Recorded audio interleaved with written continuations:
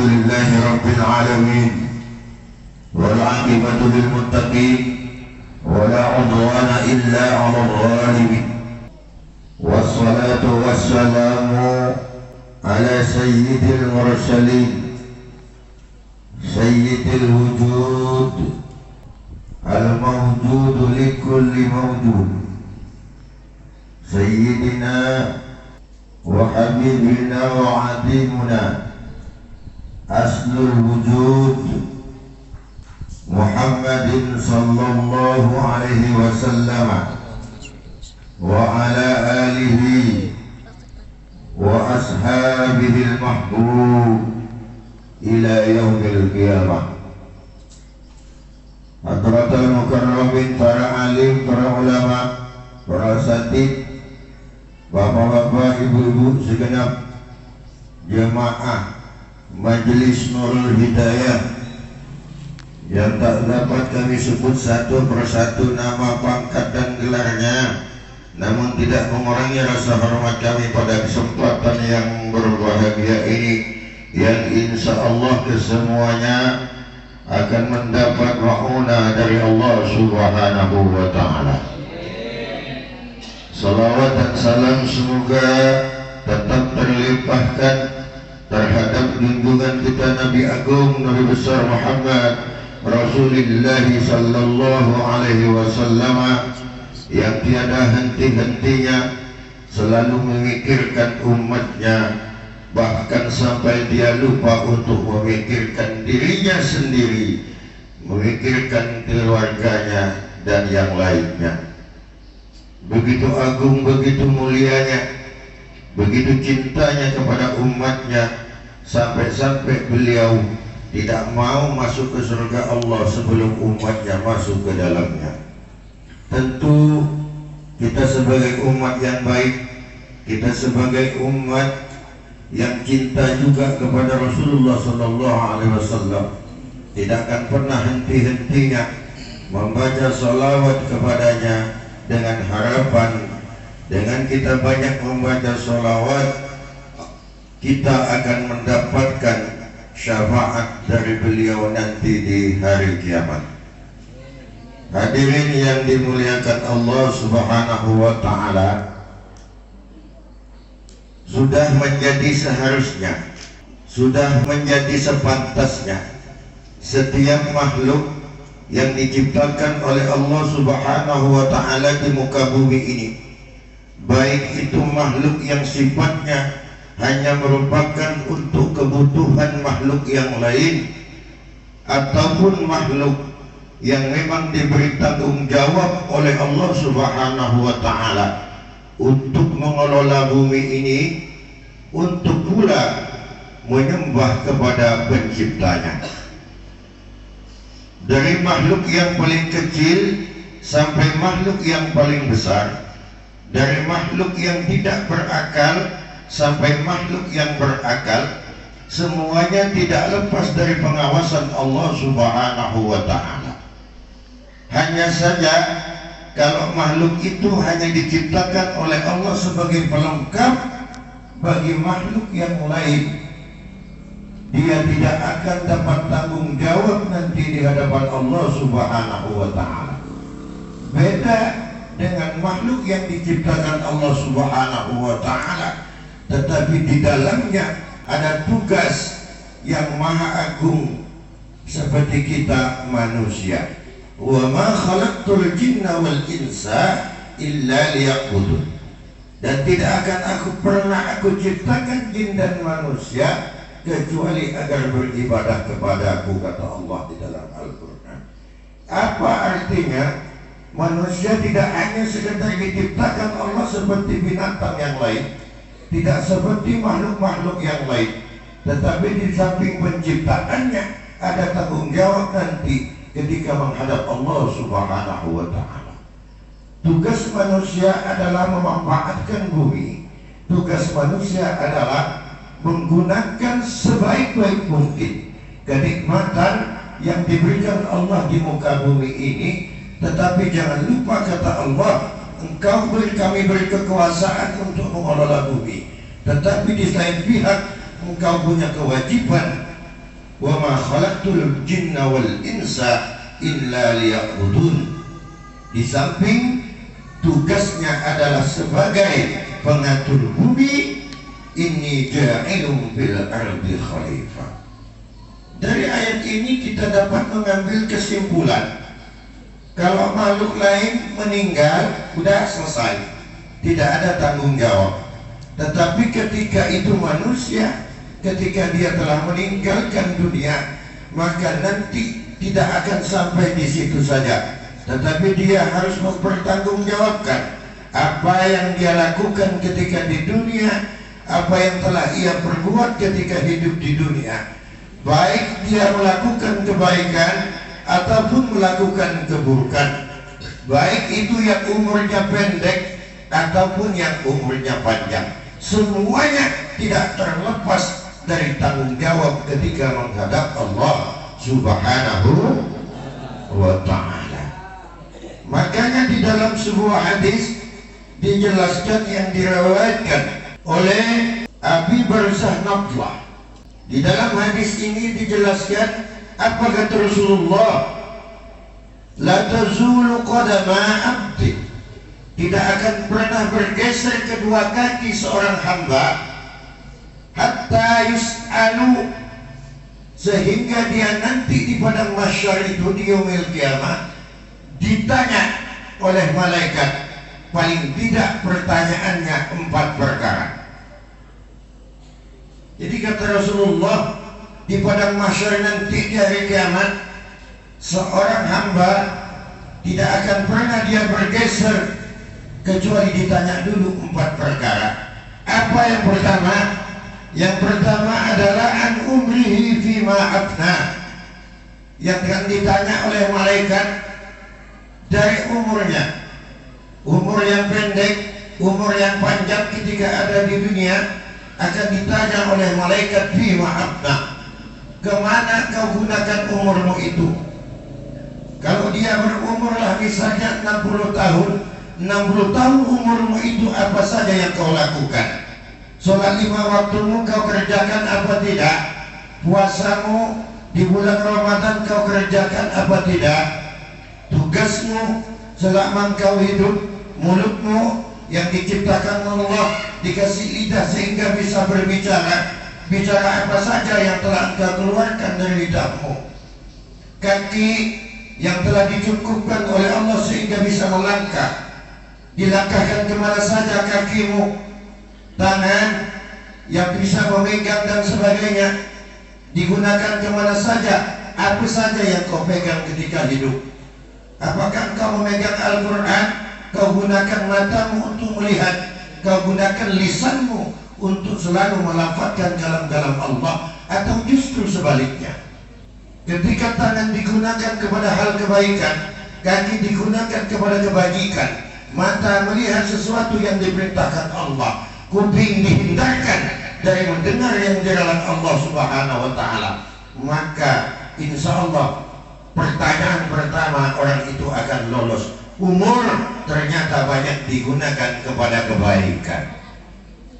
Kalau umur 60 tahun digunakan 40 tahun atau 50 tahun, lebih-lebih 60 tahun digunakan semuanya untuk ibadah, maka itulah orang yang sangat beruntung nanti ketika menghadap Allah Subhanahu wa ta'ala.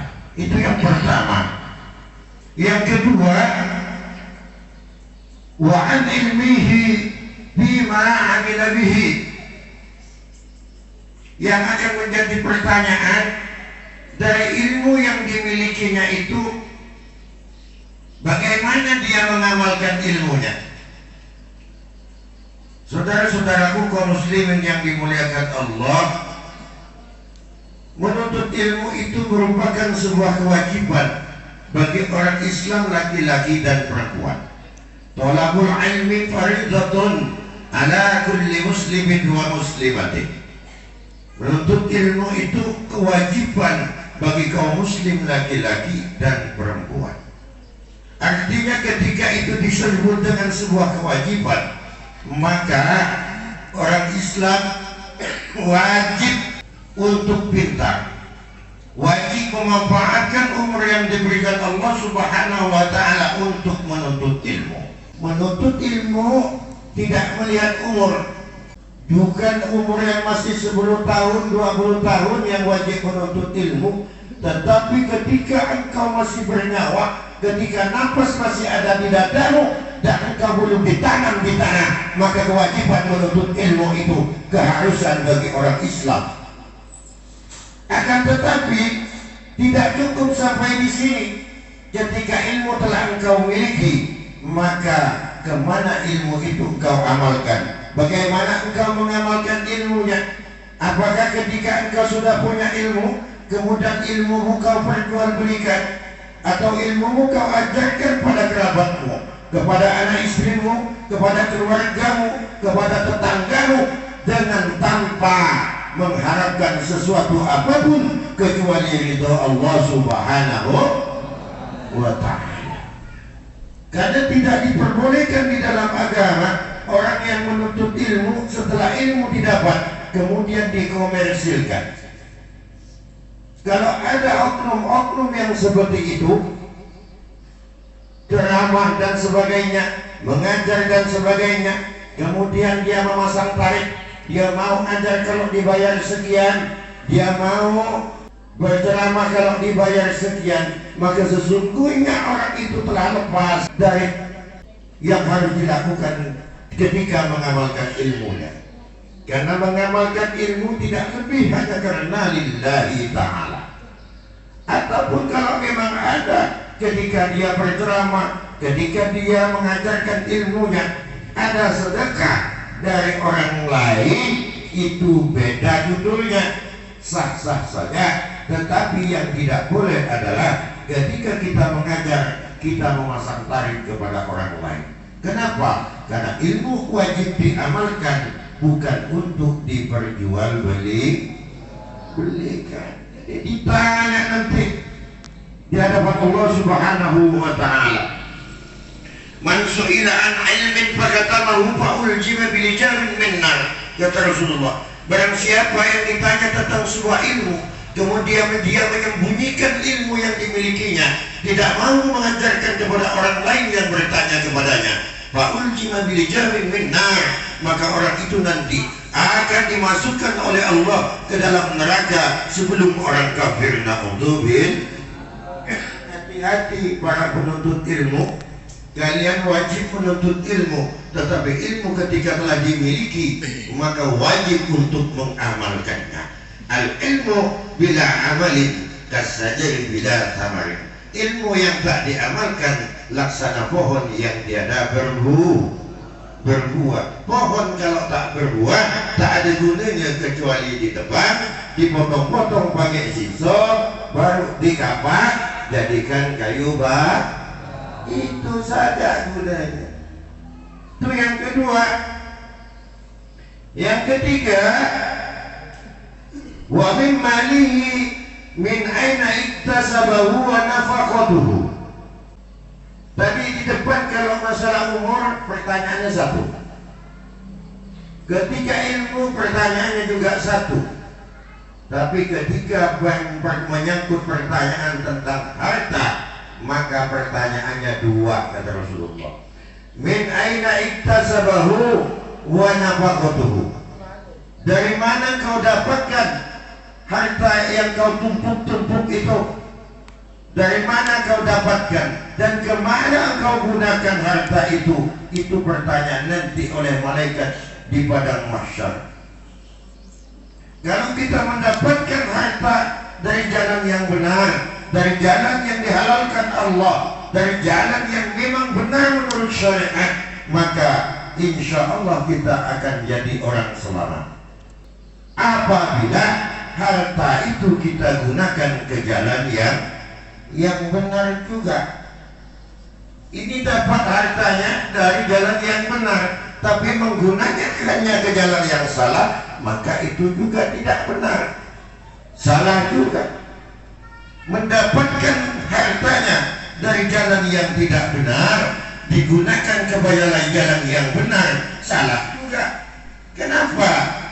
Karena orang bersedekah ke masjid, bersedekah ke madrasah, bersedekah kepada orang miskin, tetapi harta yang didapatkan dari hasil judi, dari hasil main kolok-kolok dan sebagainya, dari barang-barang haram, itu kata ulama tak lebih seperti perumpamaan orang mencuci pakaian dengan air kencing. Tahu air kencing?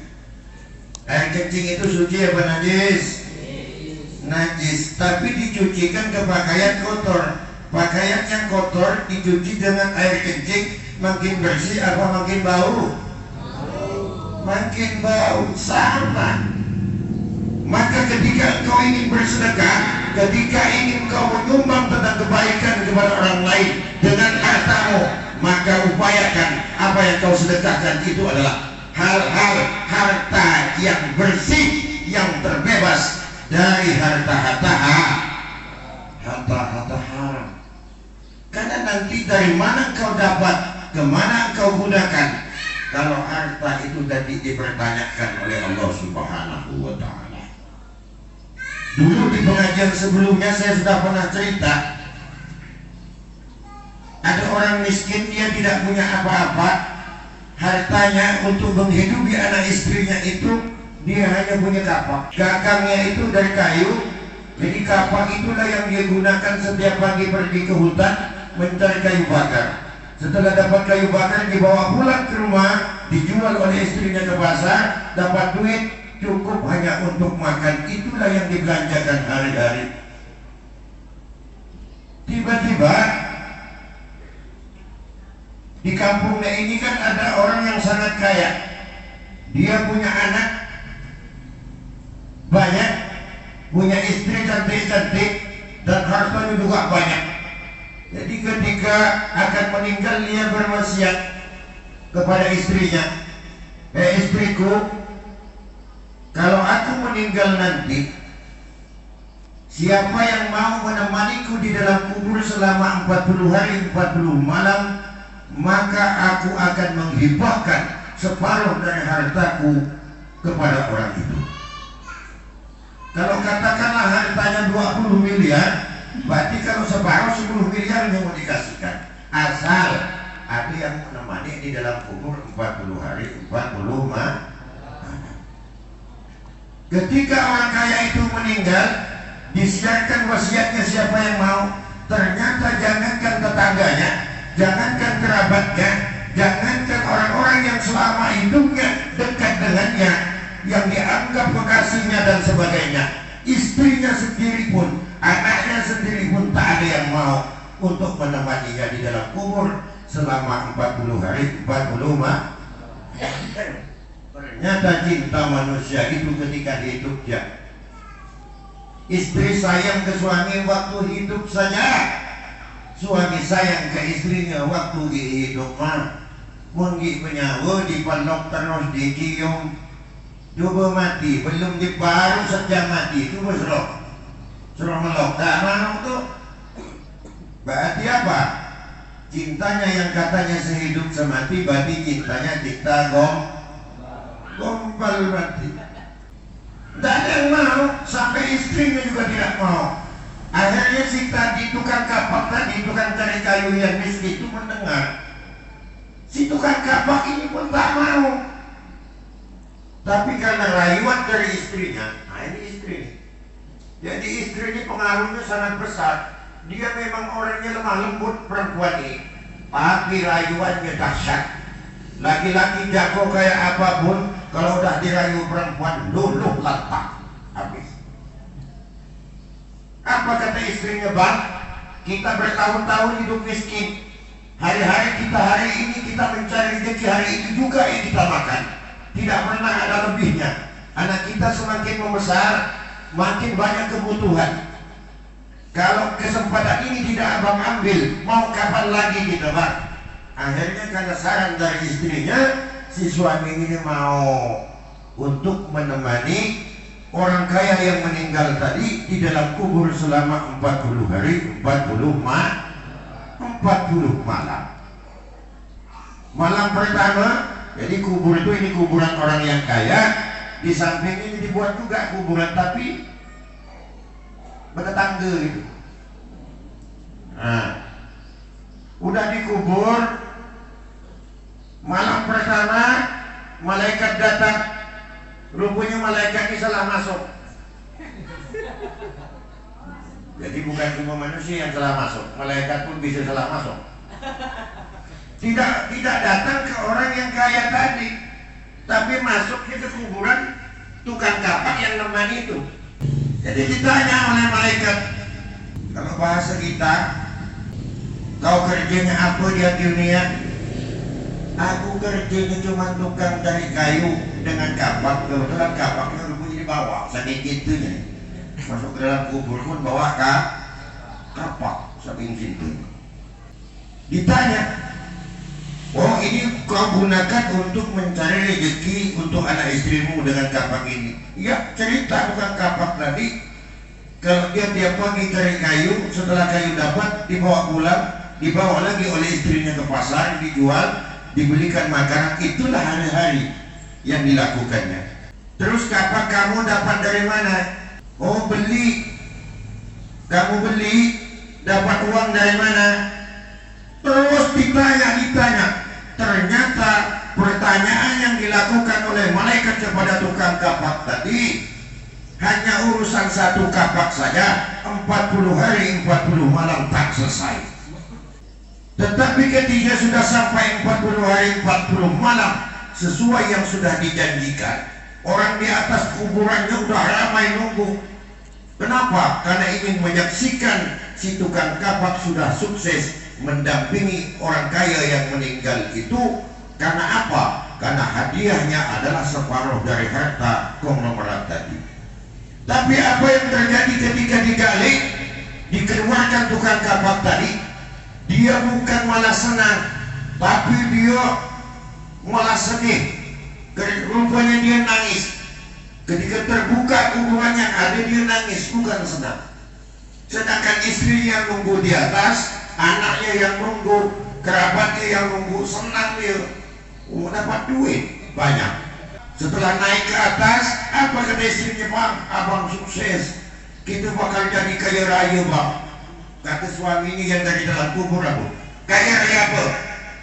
Aku nih tak mau dengan harta itu. Siapa yang mau ngambil silakan ambil. Aku tidak mampu, nanti akan bertanggungjawabkan di hadapan Allah Subhanahu Wa Taala. Jangankan aku ingin mempertanggungjawabkan uang yang 10 miliar tadi yang untuk hadiah kepadaku. Aku hanya jawab untuk satu kapak ya aku 40 hari 40 malam dan selesai. Udah bagus, aku udah jadi orang kaya. Aku cukup dengan kapak ini saja. Tak mau dia Pak. Ternyata ketika kita masih hidup di dunia, harta itu bagi kita kadang-kadang yang nomor satu. Banyak orang lupa dengan istrinya karena harta. Banyak orang lupa pada suaminya karena harta. Banyak orang lupa kepada orang tua karena harta. Banyak orang membunuh keluarganya karena harta. Ternyata padahal harta itu hanya sementara di dunia, tidak pernah dibawa pulang ke akhirat. Yang dibawa pulang ke akhirat olehmu adalah amalmu, kebaikanmu, apa yang kau lakukan, yang pernah engkau memberikan senyum kepada orang lain, apa yang kau lakukan, yang engkau membuka kesulitan orang lain, itu nanti yang akan kau bawa ke hadapan Allah Subhanahu wa Ta'ala. Itu cerita kapak yang pertama. Cerita kapak yang kedua, sama di kampung yang lain ada juga orang miskin, kerjanya macam itu, cari kayu hutan. Karena dia cari kayu hutan, ceritanya seperti yang saya ceritakan tadi, sama persis. Untuk makan dia cari kayu.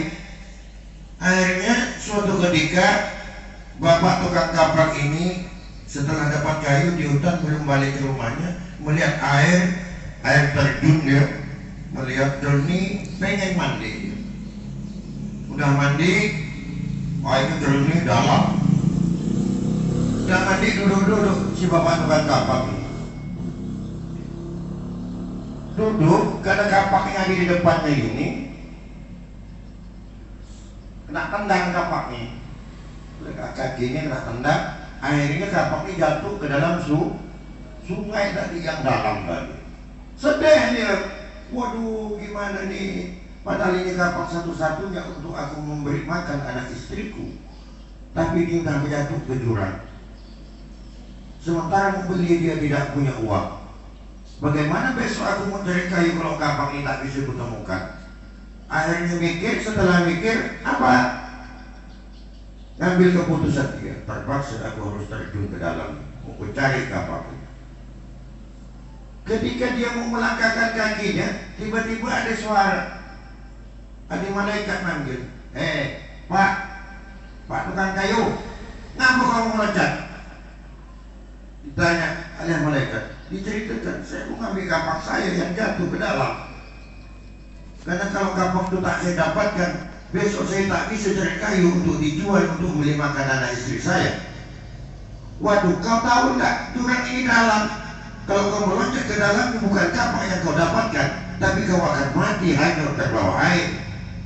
Udah, kau diam sini, aku yang ambil. Akhirnya nyelang malaikat ini, masuk. Muncul malaikat, tiba-tiba bawa kapak pakai ikan begagang perak. Ini kapak kamu. Apa kata tukang kapak tadi? Tukang cari kayu? Bukan. Ini gagangnya perak, bukan punya aku ini. Dah ditaruh kapak yang begagang perak. Terjun lagi malaikat tuh ke dalam. Bawa kapak lagi, begagang emas. Ini kapakmu. Kata tukang kayu tadi, bukan. Kapak itu gagangnya kayu mah. Jelek mana gagangnya tuh? Bukan ini. Udah taruh nah malaikat depan di depan tukang kayu tadi. Terjun lagi malaikat ke dalam. Tiba-tiba bawa kapak bujur begagang kayu yang punya dia tuh. Ini ke kapak kamu? Iya, ini kapakku, bukan yang dua ini. Karena kejujurannya itu malaikat kagum. Karena kamu sangat jujur, maka ketika kapak itu kasihkan kau semua.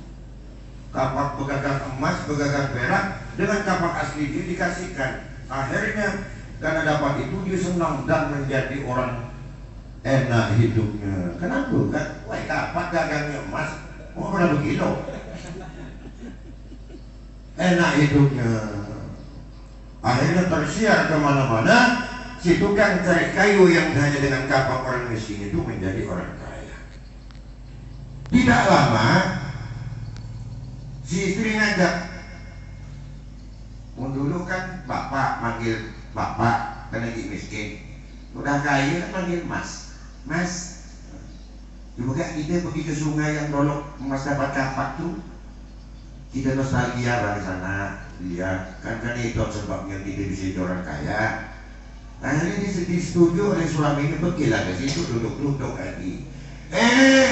Duduk tak lama, istrinya tak sengaja kena tulak beguruk, jatuh ke dalam sungai itu, tenggelam juga hilang. Bingung dia sedih. Biarpun kaya, kalau istrinya hilang sedih dia. Akhirnya diputuskan lagi dia mau meloncat, mau cari istrinya yang jatuh ke sungai.